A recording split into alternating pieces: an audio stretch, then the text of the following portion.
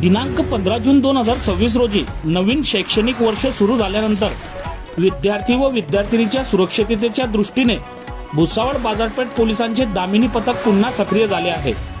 शाळा महाविद्यालय परिसर, बस स्थानके, रेल्वे स्थानक परिसर तसेच गर्दीच्या ठिकाणी दामिनी पथकाकडून नियमित गस्त घालण्यात येत आहे। विद्यार्थिनीची छेडछाड, पाठलाग, सोशल मीडियाद्वारे त्रास देणे तसेच इतर गैरप्रकारांना आळा घालण्यासाठी विशेष लक्ष ठेवण्यात येणार आहे। दामिनी पथकाच्या सदस्यांकडून शाळा व महाविद्यालयांमध्ये भेटी देऊन विद्यार्थ्यांना कायदेशीर तरतुदी, सायबर सुरक्षितता, महिला सुरक्षा व आपत्कालीन मदत क्रमांकाची माहिती दिली जात आहे। तसेच संशयास्पद हालचाली आढळल्यास तत्काळ पोलिसांना माहिती देण्याचे आवाहन करण्यात आले आहे।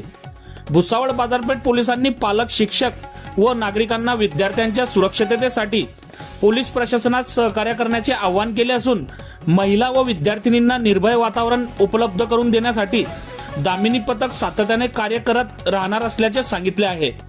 विद्यार्थिनीची सुरक्षा हीच आमची प्राथमिकता असून कोणत्याही प्रकारच्या छेडछाडीत शून्य सहनशीलता दाखवली जाईल।